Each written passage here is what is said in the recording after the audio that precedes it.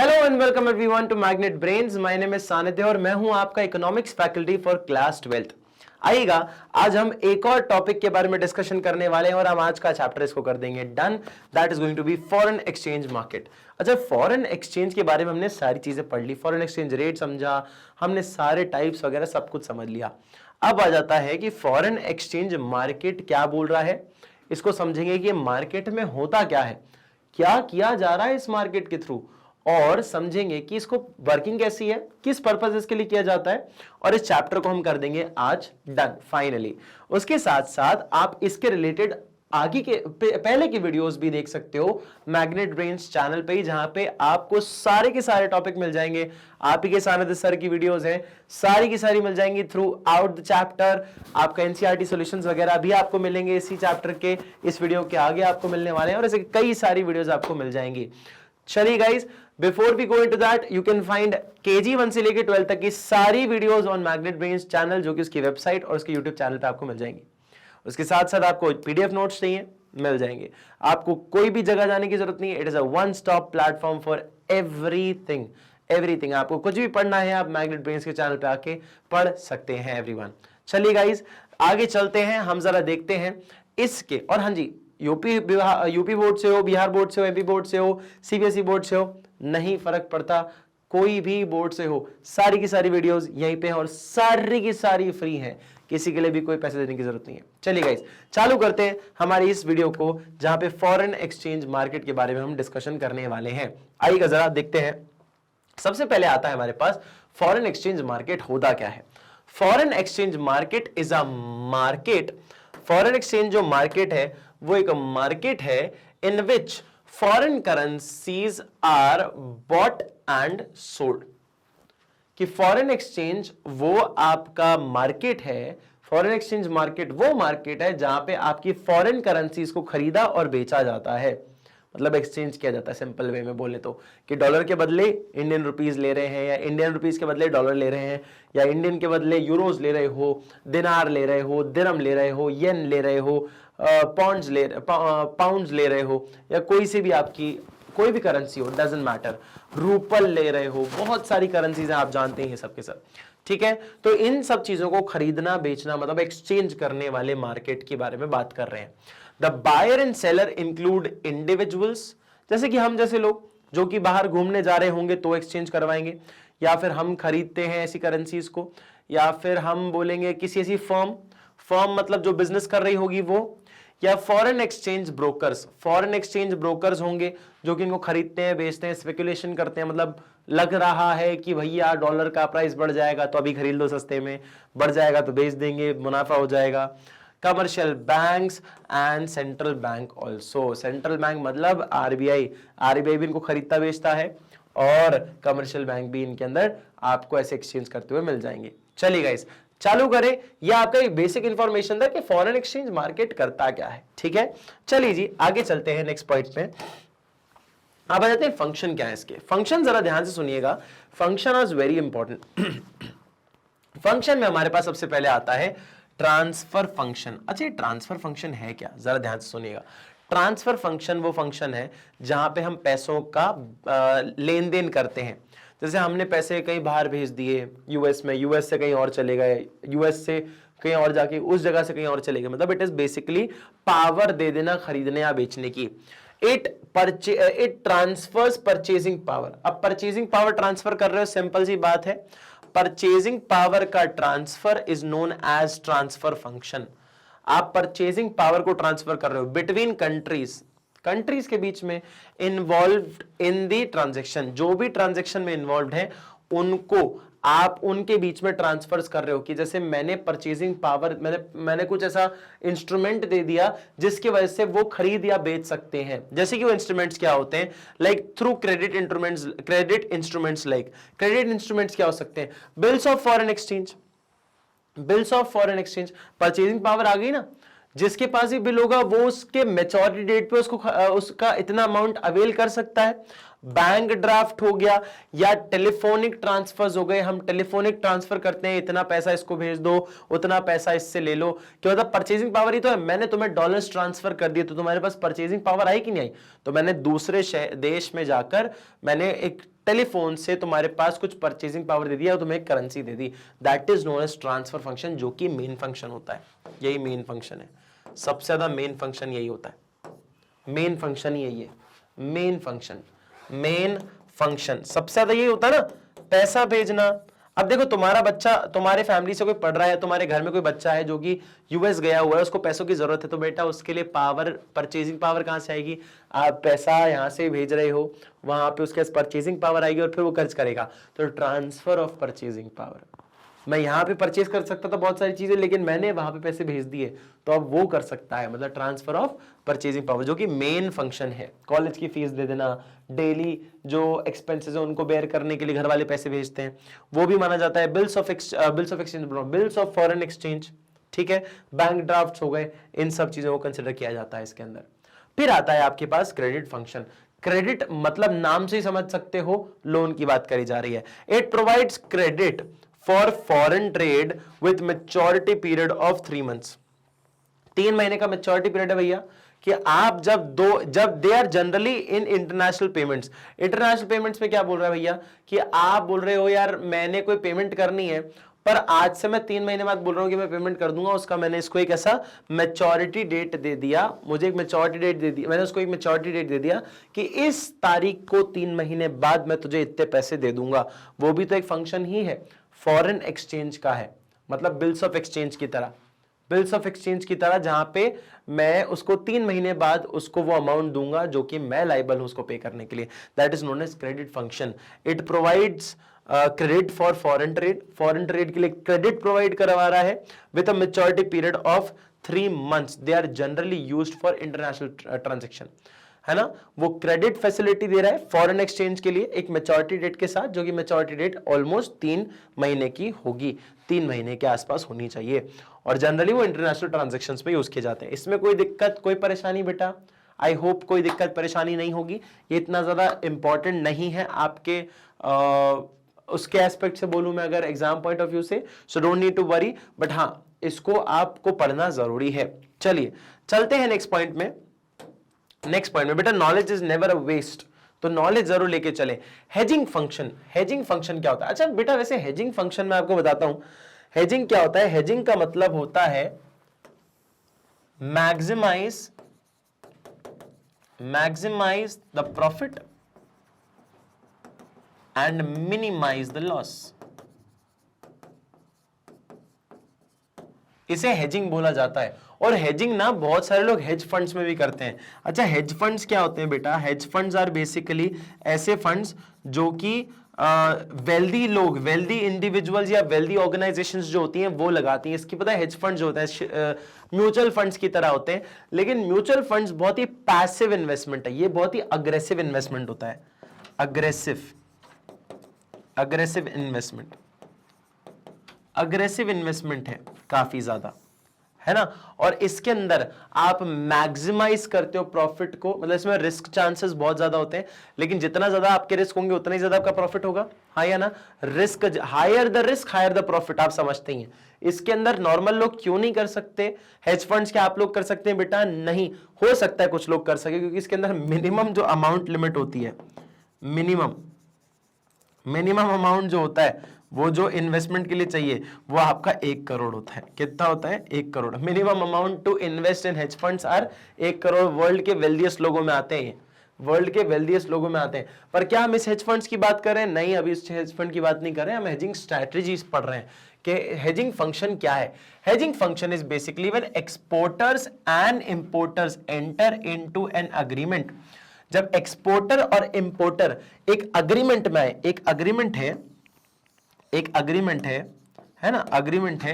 ये अग्रीमेंट क्या बोल रहा है? अग्रीमेंट बोल रहा है, ठीक है, अग्रीमेंट क्या बोल रहा है? टू सेल, या तो खरीदो या बेचो, goods on some future date at current prices. ये बोल रहा है कि एक जो आपका इंपोर्टर हो या एक्सपोर्टर हो, वो कोई चीज खरीदे या बेचे फ्यूचर डेट में। जैसे कि मैं आज की टुडेज डेट आज की डेट मान लीजिए क्या है? आज की डेट मान लीजिए 16 दिसंबर 2023 है, ठीक है। 16 दिसंबर 2023 मैं डेट बोल देता हूं। फ्यूचर डेट मैं बोल रहा हूं, फ्यूचर डेट जो होगी वो है आपकी 23 फरवरी 2024। 23 फरवरी 2024 मतलब आज से कुछ 2 महीने बाद, ऑलमोस्ट, है ना, 2 महीने बाद, क्योंकि आपका 16 से 16 जनवरी हो गया 1 महीना, और 16 से 16 फरवरी हो गया 2 महीना, और फिर कुछ दिन और जोड़ लो, कुछ 7 दिन और जोड़ लो, तो आपको मिल जाएगा 23, जो कि अराउंड, हाँ, 2 महीने के आसपास आ जाएगा। ठीक है, अब जरा समझना क्या बोलना चाह रहा हूं मैं। फ्यूचर डेट पे हम लोग जो है, मैं ट्रांजैक्शन करने वाला हूं, लेकिन आज जो डॉलर का भाव है ना, आज जो डॉलर का भाव है वो सुनना, $1 इज इक्वल्स टू, मैं थोड़ा कलर चेंज कर लेता हूं, आपको समझ आएगा उससे। आज का टुडेज डेट जो है, वो आज का जो डॉलर का भाव है, $1 इज इक्वल्स टू अराउंड 70 रुपए। कितना रुपए? 70 रुपए। लेकिन फ्यूचर में जो होगा ना डेट, वो कितना होगा? $1 रुपीस कितना है? 80। अब हुआ क्या, मेरे को करना था यही ट्रांजैक्शन कि यार मैं चाहता हूं फरवरी में मैं जो है अपना ये ट्रांजैक्शन करूं, लेकिन मुझे ना डर लग रहा है कि ये रेट बढ़ जाएगा, इसलिए मैं चाहता हूं इसी रेट में मैं ट्रांजैक्शन करूं। तो ये हेजिंग फंक्शन यूज होता है कि मैं फ्यूचर में ही ट्रांजैक्शन करूंगा, लेकिन किस रेट पे? इस वाली रेट पे। इसे हेजिंग फंक्शन कहा जाता है। ये देखो, हम एक सम फ्यूचर, क्या बोल रहे हैं? Agreement to sell and buy goods on some future date at a current price. Current price पे, करंट प्राइस पे exchange rate, it is called as hedging. Hedging बोला जाता है। The purpose of hedging is to avoid losses, जो potential losses है। अब देखो ना, मेरे को 10 रुपए पर डॉलर ज्यादा देना पड़ रहा है, तो मेरे को नुकसान ही है ना। That might be cause due to exchange rate variation. मतलब ये वेरिएशन हो गया ना भाई मेरे, फ्यूचर में अगर मान लीजिए डॉलर की प्राइस बढ़ जाए, फ्यूचर में अगर डॉलर की प्राइस बढ़ जाए, तो उसे ही कहा जाता है हमारा हेजिंग। मतलब हेजिंग नहीं कहते, फ्यूचर में डॉलर की प्राइस बढ़ जाए और उस पुराने प्राइस पे अगर हम ट्रांजैक्शन कर रहे हैं, तो उसे हेजिंग कहा जाता है। क्लियर है? समझ आया बेटा? अभी क्लियर? चाहो तो इसका स्क्रीनशॉट ले लो। चलिए जी बेटा, समझ आया आपको हेजिंग फंक्शन? चलिए जी, तो ये पूरा कंसेप्ट समझ आ गया, आपने स्क्रीनशॉट ले लिया। आई होप आपने स्क्रीनशॉट ले लिया होगा। चलिए जी, नेक्स्ट पार्ट पे आते हैं हमारे। आता है kinds of foreign exchange market के अंदर। एक kinds of foreign exchange market क्या बोलता है? एक है स्पॉट मार्केट। स्पॉट मतलब क्या? ऑन स्पॉट भाई साहब। जैसे होता है ना कि ऑन स्पॉट डिलीवरी हो रही है, मतलब कि आपको बोल रहा है कि आपने कुछ मांगा और आपने तुरंत दे दिया उसको, तो दैट इज ऑन स्पॉट, तुरंत। ऑन स्पॉट मतलब क्या? Spot market refers to, spot market क्या रेफर करता है बेटा? Spot market refers to the market in which the receipt and the payment are made immediately. कि अगर कोई इनकम आ रही है या कोई खर्चा हो रहा है, तो उसमें अगर आपको कहीं पेमेंट करनी है या कहीं से पेमेंट आ रही है, तो वो इमीडिएटली होनी चाहिए। That is a spot market. कोई इसमें टाइम, कोई इसमें ऐसा नहीं होना चाहिए कि आपको कुछ डिले लग रहा है। It is on spot. कोई पेमेंट अगर आपको बाहर से आनी है, सॉरी, कोई पेमेंट अगर आपको करनी है, या कोई पेमेंट आपको बाहर से आनी भी है, मतलब रिसीट है आपकी, तो वो सब ऑन स्पॉट या इमीडिएटली बेसिस पे होनी चाहिए। The rate of exchange which prevails in the spot market is termed as spot exchange rate and current rate of exchange.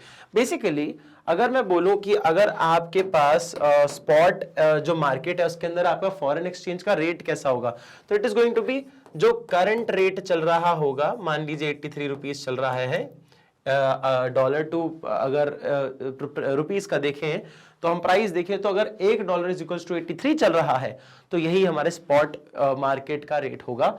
इसे ही हम करंट एक्सचेंज रेट बोलेंगे या फिर स्पॉट एक्सचेंज रेट बोलेंगे। ठीक है, यही हमारा स्पॉट एक्सचेंज रेट या फिर करंट एक्सचेंज रेट है, इसलिए क्योंकि यही हमारी करंट प्राइस है, करंट एक्सचेंज रेट है, और इसी प्राइस के अकॉर्डिंग हम लोग तुरंत ही कोई परचेज या सेल करने वाले हैं, मतलब कोई पेमेंट या फिर रिसीट लेने वाले हैं। Simple as that.